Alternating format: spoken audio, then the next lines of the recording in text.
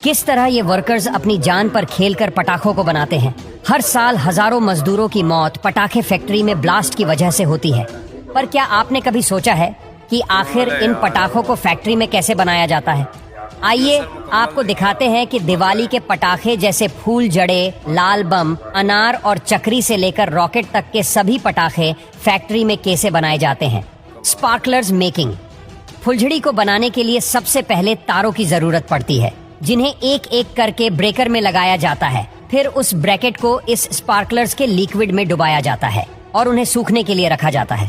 इस sparklers liquid में potassium chloride, aluminium और मैग्नीशियम सल्फर के बाद उन पर मैग्नीशियम पाउडर को डालते हैं, जिससे इस स्पार्कलर्स जब भी जलाई जाती है तब उसमें से सिल्वर पार्क्स निकलते हैं और आखिर में एक वर्कर्स की मदद से उन्हें बॉक्स में पैक किया जाता है। लाल पटाखे। लाल पटाखों को बनाने के लिए सबसे पहले पेपर की लंबी सी ट्यूब को छोटे छोटे आकार में काटा जाता है। उसके बाद उन्हें एक राउंड फ्रेम में डाला जाता है और अच्छी तरह बनाए गए राउंड्स के ऊपर की तरफ से टिश्यू पेपर लगाया जाता है और नीचे की तरफ से मिट्टी को लगाया जाता है ताकि बारूद ट्यूब से बाहर ना निकल पाए। फिर इन्हें धूप में सूखने के लिए रखते हैं। सूखने के बाद टिश्यू पेपर वाली साइड से उनमें होल्ड किए जाते हैं। उसके बाद उनमें गन पाउडर और फ्यूज को डाला जाता है।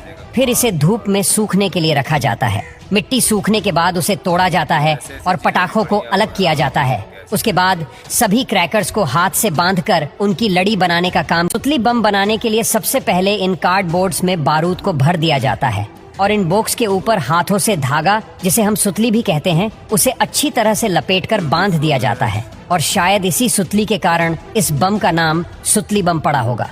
अब सुतली को लपेट लेने के बाद इन्हें कुछ समय के लिए सूखने के लिए धूप में रख दिया जाता है। फिर इन पर कलर कर दिया जाता है। ये कलर कुछ ही घंटों में सूख जाता है। फिर इस बम को इकट्ठा कर लिया जाता है और सुई की मदद से इनमें होल किया जाता है। अब इस होल के अंदर बारूद वाले धागे को डाल दिया जाता है। उसके बाद इन पर लेबर लगाया जाता है और लेबर लगाने के बाद बॉक्स में पैक कर दिया जाता है। Rocket making. रॉकेट को बनाने के लिए सबसे के बाद उसमें किले पाउडर डालकर मशीन की मदद से इसे अच्छे से दबाया जाता है। फिर उसमें गन पाउडर को डाला जाता है। उसके बाद ट्यूब्स में फ्यूज को अटैच कर दिया जाता है और ऊपर से कार्डबोर्ड प्लग लगाकर उसे बंद कर दिया जाता है ताकि गन पाउडर ट्यूब से बाहर ना निकले। इसके बाद इन्हें पैकेजिंग के लिए भेजते हैं। अनार।